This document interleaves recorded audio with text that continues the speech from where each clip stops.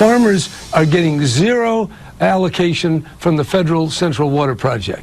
That's a big deal. That hasn't happened before. Now, of course we could shut it off. If you don't want to produce any food and import it from some other place, theoretically you could do that. But that would displace hundreds of thousands of people. I can tell you from California, the climate change is not a hoax. We're dealing with it, and it's damn serious.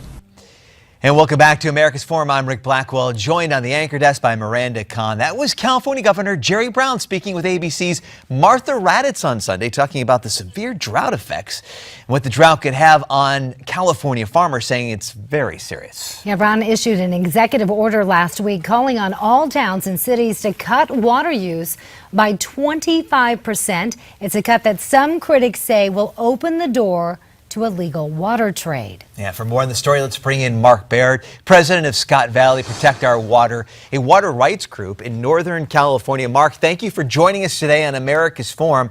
Why might these orders open the doors to a legal water trade? Well, these orders open the doors to a lot of things, and Governor Brown, quite frankly, is pushing this climate change agenda to the detriment of agriculture in this state and to the detriment of his citizens and to the detriment of taxpayers and property owners. His agenda is for the state of California to gain control of all surface and subsurface water rights, and he's well on his way to doing that. I want to ask you, right now, as it stands, farmers have no water restrictions and account for about 80% of the water usage. In your mind, should they continue to have free reign, or will giving them no restrictions make the water situation, the crisis, in fact, worse? Well, first of all, farmers have lots of water restrictions, and myself included.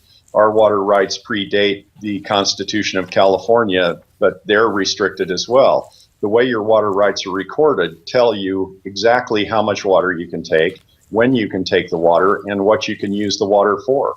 But what the state would like to do is have unfettered access to it in order to enact regulatory schemes, permits that have associated fines and fees in order to raise revenue and gain control of all water rights in California. And once again, the governor is not politically.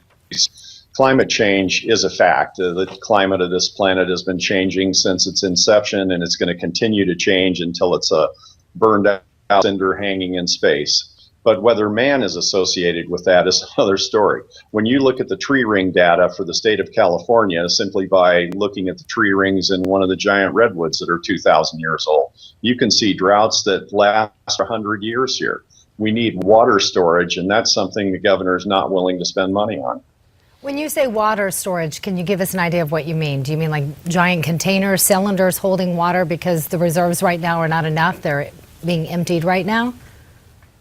No, what I mean is additional water storage in the form of reservoirs and lakes. And we acted, in fact, the governor was instrumental in creating the current water crisis, because in 2013, he allowed almost 1 million acre feet of water to go straight to the ocean through the Sacramento River without benefiting one single human being, farm or field or business, in order to, quote, save the protected fish. But what he did in reality was he helped set up a situation where the fish can be killed so that he broke the next year and get a $7 billion bump pass. Now, guess how much water storage is going to be built out of that $7 billion? Mark, real quickly, got 20 seconds. How can residents what do they need to do a better job to make sure that the drought conditions won't continue? Well, what we need to do as a people is we need to vote correctly, and we need to elect officials who are willing to build dams, build reservoirs, build impoundments for rainwater. We have water in this state. We just don't have it when we need it, because it's allowed to be used as, quote, environmental water instead of water that benefits human beings and the ecosystem. And that is possible. All right, Mark Baird from right there talking about some of the water issues in the state of California. And it seems like some people are taking it very seriously in the state. Other people are violating some of these orders as well. It'll be interesting to see what happens if they get new elected officials out there, and will it be too little too late? America's Forum.